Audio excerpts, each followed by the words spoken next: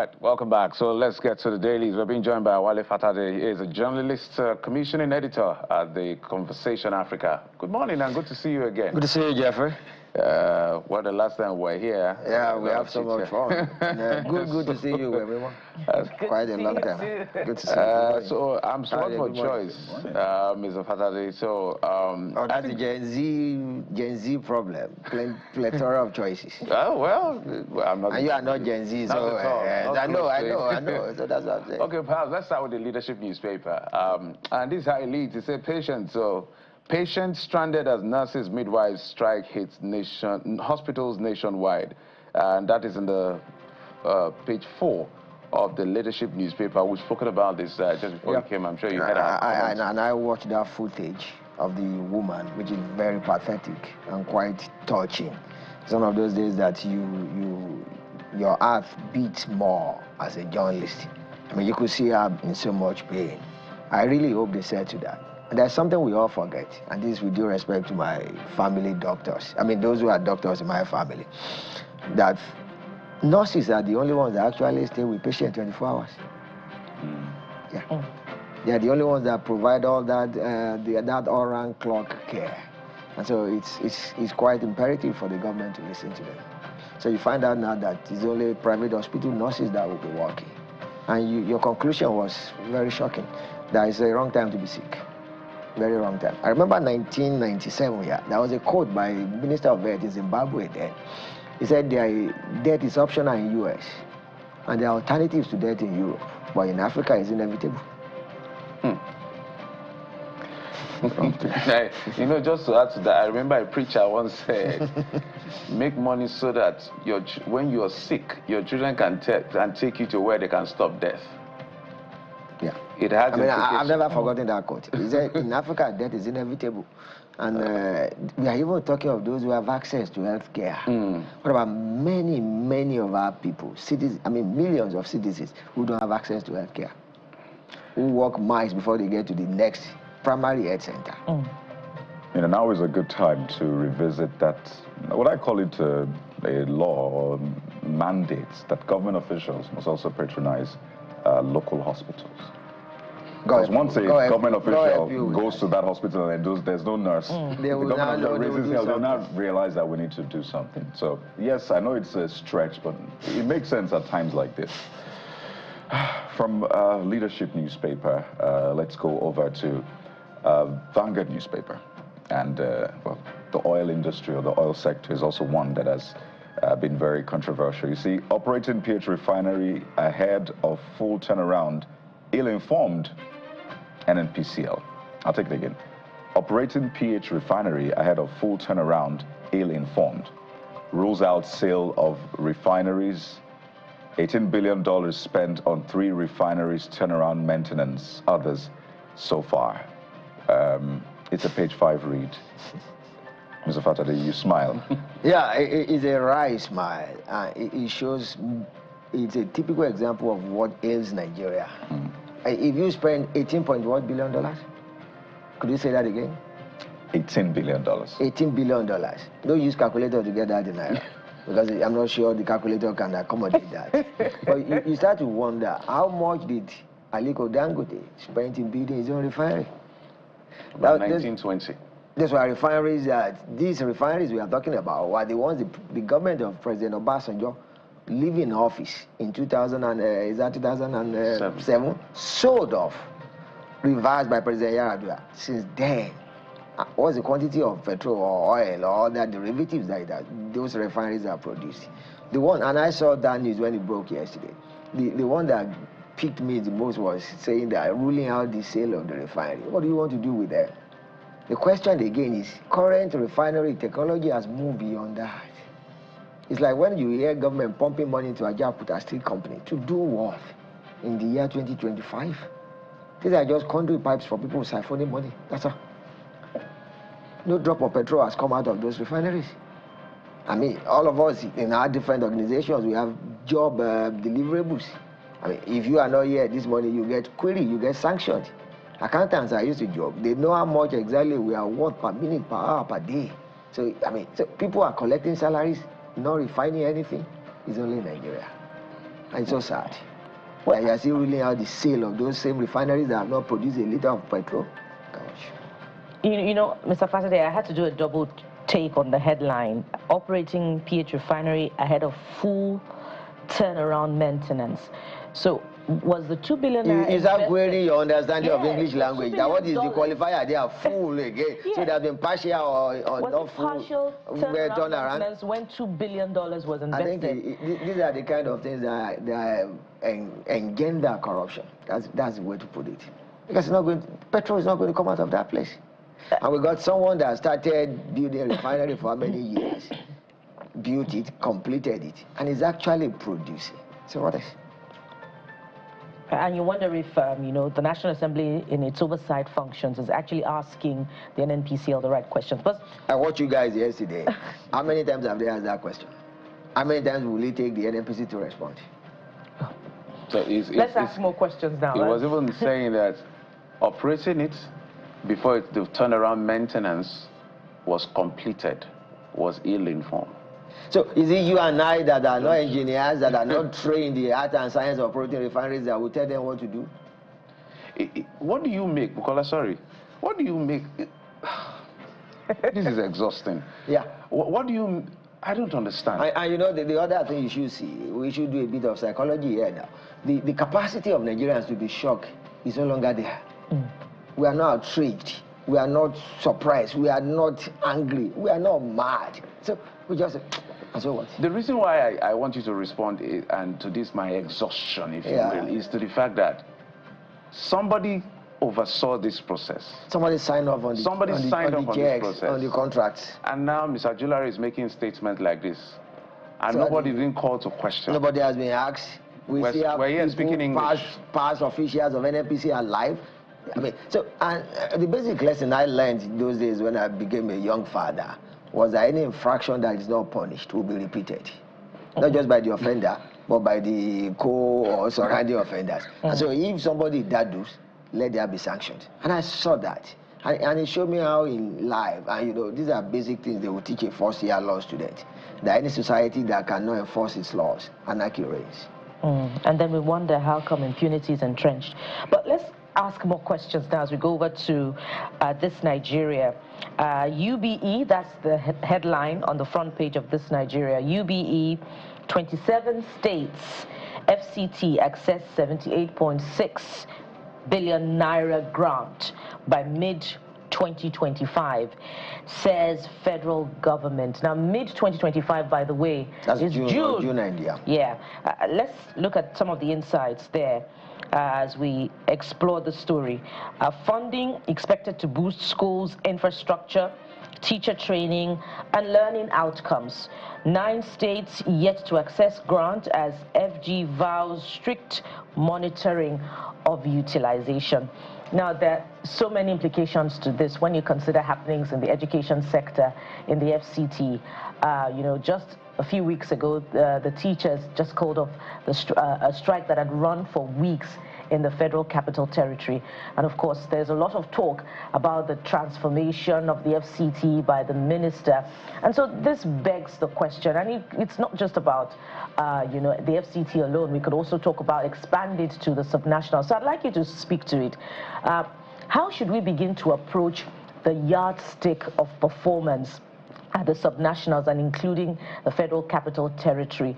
Should it be just by ascribing the title Mr. Projects to, you know, a government official because they seem to be delivering on projects? What about human capital development, which this relates to? A society gets what it deserves, and it shows our priorities being wrong. And by the way, accessing those funds, I follow this, UBE. Accessing those funds do not translate into things on the ground. Check it very well. A major way state governments loot resources is SUBEB, State Universal Basic Education Board. About 15 years ago, I took a trip from my town in Osun State down to Oyo, in Oyo State, with my father and another older man. And we passed some primary schools.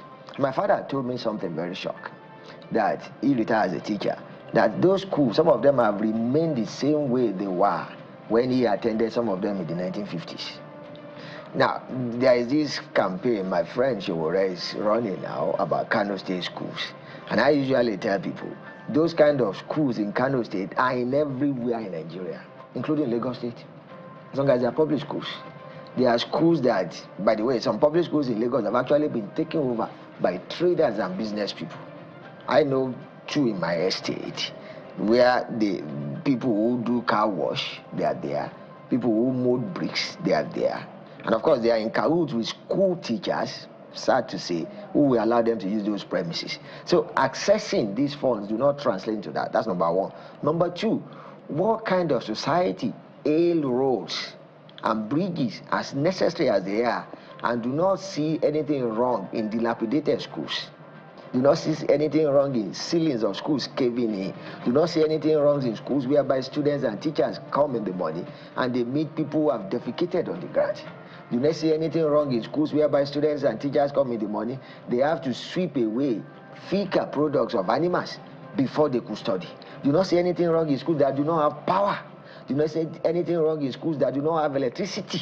Do not see anything wrong in schools that do not have furniture, where students lie on the floor to learn. And these are the children we are throwing out to compete in the 21st century. It's shocking and sad. And we might ask why accessing these funds doesn't translate to development. It's a question about the principle of UBEC is, or UBEC fund is this: you pay a counterpart funding before you can access this funding. Some states refuse to pay because you have to pay. You know, some of these are World Bank loans or AFDB loans or UNDP or UNICEF that you just have to pay. That's one. Number two, who monitors these funds? Of course, there's project monitoring and evaluation unit in every organization, but who signs off on these ones? Well, Don't you have all the departments? At the end of the day, it is the reason why... Why, hold on, Jeffrey, why do we now even have teachers not being paid going on strike? Because part of it is meant to pay their salary. Part of it is actually meant to retrain teachers, to re-kit them, to retool them. How many schools, public now, in Nigeria, actually have modern magnetic boards that they are not using the blackboards I used in the 70s when I was in primary school? You know, it's quite sad. And I'm happy that literally all of the papers today are talking about issues. Yeah. Not how... Not just events. Not how APC and ADC are No, the big bat. We need to step back and actually set agenda that we are supposed to be doing. What you've just said now about who will check, this is where we should have independent assemblies, which perhaps are appendages of the governors in literally all of the states of the federation. But if a party has a majority in a state, I tell you, all the members of the assembly, their names were written by the governor.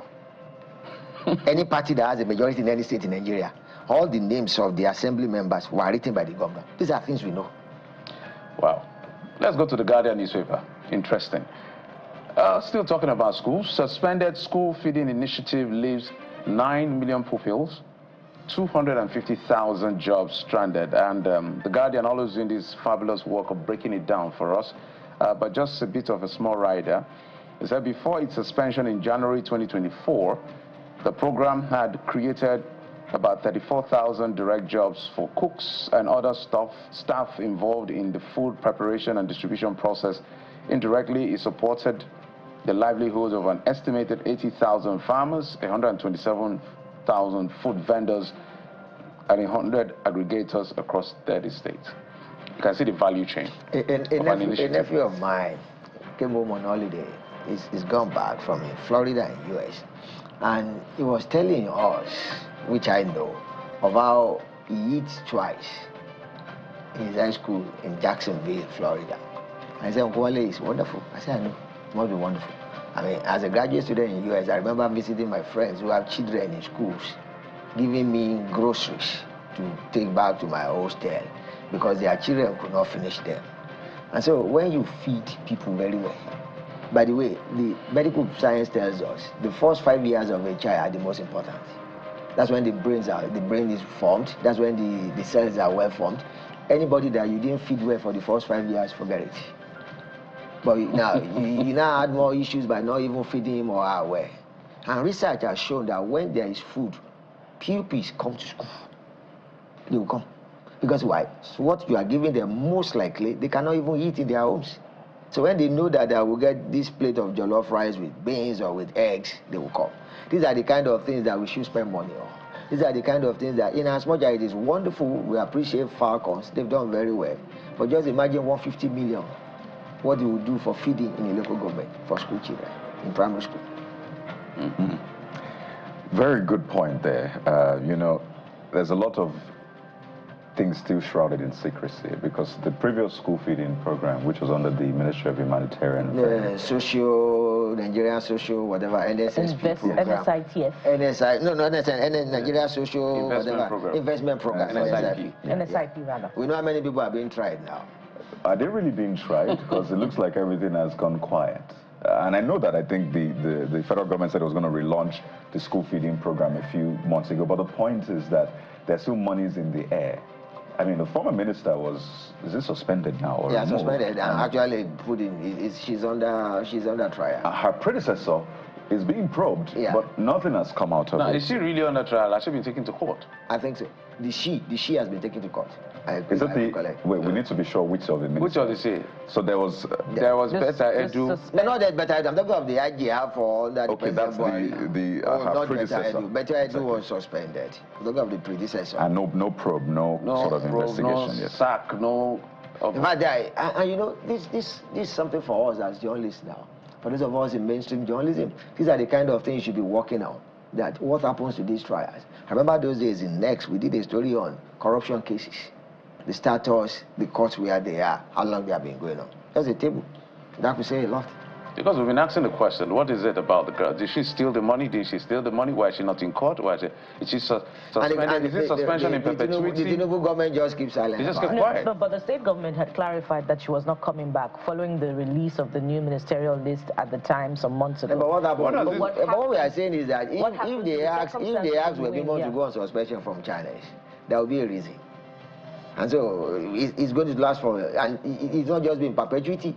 It's not, and they will not leave the suspendee if there's a word like that. The thing is that the government is not being honest with that case. As far as the public can see. Yeah, but that's why they keep silent about it. If she was, because I don't know about her. If she was guilty, charge her to court. If she was not guilty, tell us that she's innocent. She's a young person who I'm sure has a political future. Ambition. And she will want to be something somewhere tomorrow. And this is going to be against her. So if she's guilty, take her to court. If she's not guilty, free the lady. What is this suspension in perpetuity? And then you appoint a humanitarian minister who has now been removed, no, not removed, has gotten another appointment. And then everybody just goes quiet, like nothing happened. It's just a funny situation. Well, every chance we get, we ask that question. In fact, last time we asked the presidency, they said, well, she's not coming back and all of that. And I even asked the anti-graft agencies, and they said they're still, I remember the last time we asked, so there's still investigation ongoing. When they have something coming, they'll put it out. Mr. Fatade, we can go on and on. Just to mention the Nigerian News Direct talks about the Kaduna-Kano standard gauge rail line ready for commissioning next year, FG. All of a sudden, the federal government is pulling out projects in the north. Yeah, you know, you have to, politics is local. You have to respond to the agitations of the northerners. That's okay. So as long as it brings out good things, so be it. But there's this line of argument that when would we stop looking at development based on region? Because the presidency tried to come out and say, no, we're trying to develop Nigeria, but still, these issues are there. So is it just where we find ourselves, or do we need to move on from this point and say, what are the most important things? But I've always described myself as an optimist realist. What do I mean? I know where I want to be, but I've not lost sight of where I am. In as much as we want a united and indivisible country, the reality is we are not there yet. The evolution of a nation takes a lot, and have we really started growing along that line? Are we developing towards that? Nigeria is just 65 years old. Fine, if a life at 65 is like the way Nigeria is, you might be thinking of writing such a life off. Yeah. But then, of course, you should retire either 60 or 65. But then you find out that we are not really building. That's serious. That the process of evolution of a nation, we are not really that. So you are still Yoruba, you are still Efik, you are still Ibibio or Igbo, which is okay. But then when do we come together? And you know, a senior wrote an op-ed this week, Mr. Lekon Shote, suggesting confederation for Nigeria. And I was thinking that when I meet Mr. Shote, I will ask him that, how do we move from federation to confederation. It's apparent that the federalism we are having is not working. It's apparent. A very big question, perhaps. Yeah, so, of course, that's why we have that John phrase of true federalism. No, is it that you are a federal nation or you are not? You can't say, are you a true man? So how do we couch this peculiar federalism? Pseudo-federalism? Maybe that, or Nigerianism. Because it's only in this part of the world that we play that kind of thing. That's all. Look at the number of issues we give the federal government to tackle. It's too much. I mean, how could a police chief in Abuja to pretend over Kaura Namoda or Zungeru or Oron? Or you now pose a policeman from Ogun State to go to Kogi State. He doesn't know the local norms or the local mores. We could go on and on with that. No, that's well, let's take a very quick look at Leadership newspaper this morning. We did a second look at it. We're totally out of time. Saturday, always a pleasure to have you on the program as always. And it just, but I want to say, I hardly say this, but today, as I looked at the dailies, I want to thank all of the journalists that are doing their work. Yeah, everybody sat on issues today. I've just been looking through the many papers we have. And I quote. Beyond all of the grandstanding and all the unnecessary conversation that takes us nowhere. As much as some of us like this kind of conversation, that is not what is important to Nigerians. But the news is the news. Yeah. Really. No. Yeah, but then, I'm just saying, don't turn it to Johnson 101. The news is sometimes what you news people make it to be. Wait a minute. This is how Mr. Father just played it fast now. Which people, Mr. Father? Journalists. I'm one of them. You people. I said you journalists. What we journalists make it to be. I agree. The editor determines what lead the bulletin. When you are having your major flagship bulletin of 10 p.m. is what you people say is going to be the lead. That will be the lead. No, it's actually what the people are interested in, and you know that the people. But you know that is the haughty nature, the arrogant nature. It's supposed to be a backroom conversation. Who thinks the average journalist thinks you know what the readers want to know? But Mr. Father, sometimes the gatekeeper determines the appetite of the. Thank you. That's why he doesn't want to attend. But there's also the promiscuity of the audience as well. Yeah, but then you see, it's after you have thrown it out that they now respond. Whether you now use SEO or you use the anyway, that's what goes on. Anyway, whatever argument. But that's after you have done your own. Anyway, whatever arguments you have, my position is that I thank the papers. And I join you in that. But that does not even the fact that the average journalist is arrogant, thinking you know what the readers and listeners want. I thank the papers. Thank you. I'm with you on that one. We think. We don't know. There's no crystal ball to determine. You throw it out, it must come out after that. Exactly. I thank the paper. I'm not with you in this WhatsApp group. Yeah, we know. You have left a backroom conversation. Thank you so much. Wale Father, the journalist, commissioning editor, The Conversation Africa. Always a pleasure to have you on the program. Thank you, sir. To be here. Thank you, people. Thank you, sir. And we'll take a quick break. And when we come back, we're staying yet on the issue. This time, security. And it's a big one. Heartbreaking. We'll bring you up to speed with what we're talking about in just a moment. Please stay with us.